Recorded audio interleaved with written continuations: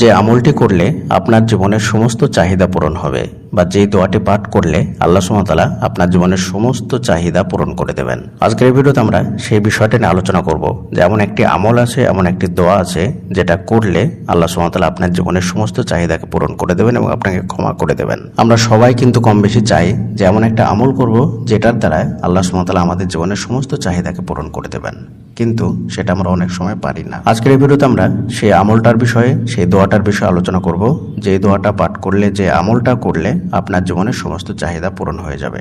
এবং এই আমলটি করে ফলাফল পেয়েছেন বা চাহিদা পূরণ হয়েছে তেমন একটি ঘটনা আপনাদের সঙ্গে শেয়ার করব, যাতে করে বিষয়টা আপনারা সঠিকভাবে বুঝতে পারেন। আর মজার বিষয় হচ্ছে এই ঘটনাটি তাবেইনদের পরের ঘটনা, সম্ভবত যখন ইসলামিক শাসন ছিল সেই সময়ের ঘটনা। একবার এক দম্পতি ঋণের কারণে অনেক বেশি টেনশন করছিলেন, কারণ ঋণের বোঝা এতটাই ছিল যে সেটা তারা কোনোভাবে পরিশোধ করতে পারছিলেন না। তো হঠাৎ করে তাদের মাথায় আসে রাসূল সাল্লাল্লাহু আলাইহি ওয়াসাল্লামের একটি হাদিস, যে হাদিসের মধ্যে রাসূলুল্লাহ সাল্লাল্লাহু আলাইহি ওয়াসাল্লাম বলেছেন, ইজান তুকফা হাম্মুক ওয়া ইগফার লাকা যামবুক, অর্থাৎ যেই ব্যক্তি বেশি বেশি করে দরুদ শরীফ পাঠ করবে, আল্লাহ তাআলা তার সমস্ত দুশ্চিন্তা দূর করে দেবেন এবং তাকে ক্ষমা করে দেবেন। যেই ভাবনা সেই কাজ। তার স্ত্রী বলল যে আজকে সারা রাত্রে আমরা দরুদ শরীফ পাঠ করব, এবং তারা দরুদ শরীফের আমল করতে শুরু করে দিল। দরুদ শরীফ পাঠ করতে করতে সেই রাত্রে তারা ঘুমিয়ে পড়ল এবং ঘুমের মধ্যে স্বপ্নে দেখলো, স্বপ্নের মধ্যে কোনো একজন ব্যক্তি এসে তাদেরকে বলল যে এই শহরের যে ব্যক্তি গভর্নর, তার কাছ থেকে তোমরা 1000 রৌপ্য মুদ্রা নিয়ে আসবে। যখন সকাল হলো তখন তারা ইতস্তত বোধ করতে করতে সেই গভর্নরের কাছে গেল। গভর্নরের কাছে যাওয়ার পরে গভর্নরের যারা দারোয়ান ছিল তারা তাদেরকে বাধা দিল। দারোয়ান কোনো মতেই তাদেরকে ভেতরে প্রবেশ করতে দিচ্ছিল না। তাদেরকে যখন নাম জিজ্ঞেস করা হলো তখন সেই ব্যক্তি তার নামটা বললেন।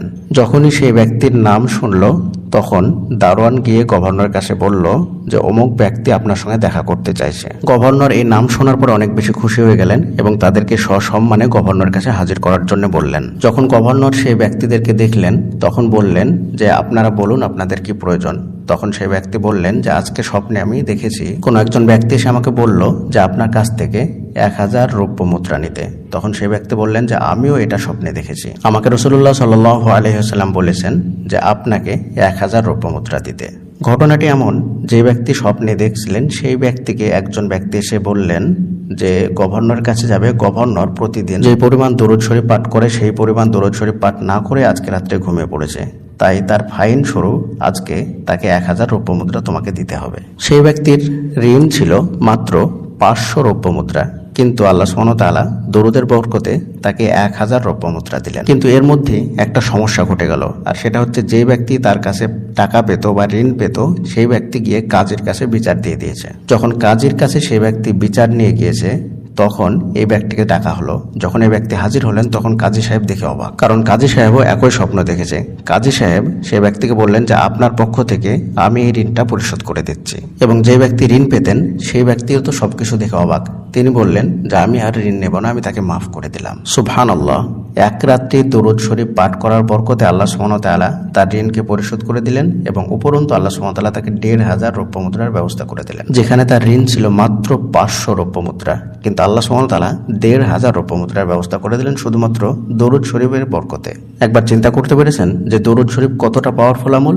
শুধুমাত্র দরুদ শরীফ পাঠ করলে দরুদ শরীফের বরকতে আল্লাহ সুবহানাহু ওয়া তাআলা আপনার পুরো জীবনটাকে পরিবর্তন করে দিতে পারেন। কয়েকদিন আগে একটা ভিডিও দেখছিলাম, ওই ভিডিওতে একজন ইসলামিক স্কলার তিনি বলছিলেন কোনো ব্যক্তি যদি তার জীবনে পরিপূর্ণ শান্তি পেতে চায়, সবকিছু দ্বারা সমৃদ্ধ হতে চায়, তাহলে সে যেন বেশি বেশি করে দরুদ শরীফ পাঠ করে।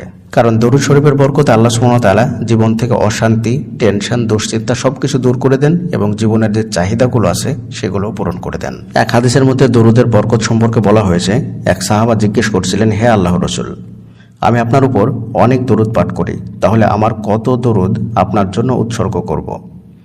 তিনি বললেন, তুমি যা ইচ্ছা তাই করো। আমি বললাম 1/4।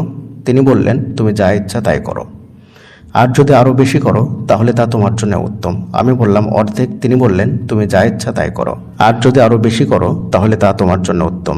সাহাবা বললেন 2/3। তিনি বললেন, তুমি যা ইচ্ছা তাই করো, আর যদি আরো বেশি করো তাহলে তা তোমার জন্য উত্তম। সাহাবা বললেন, আমার সমস্ত প্রার্থনা কি আপনার নামে উৎসর্গ করব, অর্থাৎ সমস্ত প্রার্থনা জুড়ে শুধুমাত্র দরুদ শরীফ পাঠ করব? তিনি বললেন, তাহলে তোমার দুশ্চিন্তা দূর হবে এবং তোমার পাপ ক্ষমা করা হবে। সুবহানাল্লাহ। অর্থাৎ কোনো ব্যক্তি যদি তার সমস্ত প্রার্থনা অর্থাৎ দোয়ার পুরো সময়টায় যদি নিজের ব্যাপারে কোনো কিছু না চেয়ে শুধুমাত্র আল্লাহ রসুলের প্রতি দরুদ পাঠ করে, তাহলে আল্লাহ তাআলা তার সমস্ত চাহিদা বা তার যেটা প্রয়োজন ছিল বা সে যে বিষয়ে দোয়া করত সেটা আল্লাহ সুবহানাহু ওয়া তাআলা তাকে দিয়ে দেবেন। অর্থাৎ তার চাহিদাকে পূরণ করে দেবেন এবং আল্লাহ সুবহানাহু ওয়া তাআলা তার পাপকে ক্ষমা করে দেবেন। এর চাইতে বড় পুরস্কার আপনি কি পেতে চান বলুন? এর চাইতে বড় আমল আর কি হতে পারে? আপনি আপনার কোনো বিষয় আল্লাহর কাছে না চেয়ে শুধুমাত্র রাসূল সাল্লাল্লাহু আলাইহি ওয়াসাল্লামের প্রতি দরুদ পেশ করবেন, আর আল্লাহ সুবহানাহু ওয়া তাআলা তো জানেন যে আপনার কি প্রয়োজন, সেটা আল্লাহ তাআলা নিজ ইচ্ছায় পূরণ করে দেবেন। এটাই হচ্ছে দরুদ শরীফের বরকত। অনেক সময় এমন হয় না যে আমরা যখন দোয়া করতে যাই তখন ঠিকঠাক মতো দোয়া করতে পারি না, কোনো কিছুই মনে আসে না। কোনটা আগে বলবো, কোনটা পরে বলবো, কিভাবে বলবো, কিভাবে শুরু করব, এটা আমরা ঠিকমতো পারি না বা ঠিকমতো দোয়া করতে পারি না, ঠিকমতো মনের ভাব প্রকাশ করতে পারি না। যদি আপনার এমন সমস্যা হয় তাহলে প্রথমে আপনি আল্লাহর প্রশংসা করে নেবেন এবং যতক্ষণ পারবেন ততক্ষণ দরুদ শরীফ পাঠ করে আবার আল্লাহর প্রশংসা করে হাত দোখানা নামিয়ে ফেলবেন। এটাই হয়ে যাবে আপনার পরিপূর্ণ দোয়া করা, এটাই হয়ে যাবে আপনার পরিপূর্ণ মনের ভাব আল্লাহর নিকটে প্রকাশ করা। আল্লাহ সুবহানাহু ওয়া তাআলা সবকিছু জানেন এবং বোঝেন। এই দরুদ শরীফের বরকতে আল্লাহ সুবহানাহু ওয়া তাআলা আপনার প্রয়োজনটাকে পূরণ করে দেবেন এবং আপনি যেটা বোঝাতে চাইছেন আল্লাহ সুবহানাহু ওয়া তাআলা সেটাও বুঝে নেবেন। আপনার আর বাড়তি করে কোনো কিছু চাওয়া লাগবে না, বাড়তি করে কোনো কিছু বলা লাগবে না বা বাড়তি করে কোনো দোয়া করা লাগবে না। দরুদ শরীফ আপনার জন্য যথেষ্ট হয়ে যাবে ইনশাআল্লাহ। প্রিয়দিনী ভাই এবং বোনেরা, রাসূলুল্লাহ সাল্লাল্লাহু আলাইহি ওয়াসাল্লাম অন্য এক হাদিসের মধ্যে বলেছেন, তোমরা জুম্মার রাত্রে বেশি বেশি করে দরুদ শরীফ পাঠ করো। আমরা কয়জনই বা পারি? আমরা তো সব সময় আল্লাহ এটা দিল না, সেটা দিল না, এটা নিয়ে ব্যস্ত থাকি। কিন্তু আল্লাহ সুবহানাহু ওয়া তাআলা কত সুন্দর রাস্তা বলে দিয়েছেন, কত সুন্দর আমল বলে দিয়েছেন, সেটার দিকে আমরা মোটেও ঝুঁকি না, সেটার দিকে আমরা মোটেও মনোযোগ দিই না, শুধুমাত্র অভিযোগই করতে থাকি। একটা হাদিসের মধ্যে বলা হয়েছে, যখন রাসূলুল্লাহ সাল্লাল্লাহু আলাইহি ওয়াসাল্লাম মিম্বারের উপর খুতবা দেওয়ার জন্য উঠছিলেন তখন প্রথম ধাপিতে পা দিয়ে বললেন আমিন, দ্বিতীয় ধাপিতে পা দিয়ে বললেন আমিন এবং তৃতীয় ধাপিতেও পা দিয়ে বললেন আমিন। যখন খুতবা শেষ হয়ে গেল তখন সাহাবারা জিজ্ঞেস করলেন, ইয়া রাসূলুল্লাহ, আপনি এইভাবে আমিন কেন বলছিলেন? তখন রাসূলুল্লাহ সাল্লাল্লাহু আলাইহি ওয়াসাল্লাম সাহাবাদেরকে বললেন, যখন প্রথম ধাপিতে পা দিলাম তখন জিবরিল আমিন আমার কাছে এসে বলল, যে ব্যক্তি রমজান মাস পেল এবং নিজের গুনাহ খাতা ক্ষমা করে নিতে পারলো না সেই ব্যক্তি ধ্বংস হোক। তখন আমি বলেছি আমিন। এবং যখন দ্বিতীয় ধাপিতে পা দিলাম তখন জিবরিল আমিন এসে বলল, যে ব্যক্তি বৃদ্ধ পিতামাতা পেল এবং নিজের গুনাহ ক্ষমা করে নিতে পারলো না সেই ব্যক্তি ধ্বংস হোক। তখন আমি বলেছি আমিন। এবং যখন তৃতীয় ধাপিতে পা দিলাম তখন জিবরিল আমিন এসে বলল, যে ব্যক্তি আপনার নাম শুনলো অর্থাৎ মোহাম্মদ শুনলো এবং আপনার প্রতি দরুদ শরীফ পাঠ করলো না সেই ব্যক্তি ধ্বংস হোক। তখন আমি বলেছি আমিন। সুবহানাল্লাহ। একবার চিন্তা করতে পেরেছেন জিবরিল আমিন কত বড় মাপের ফেরেশতা? তিনি বলছেন মোহাম্মদের নাম শুনলে তার প্রতি দরুদ শরীফ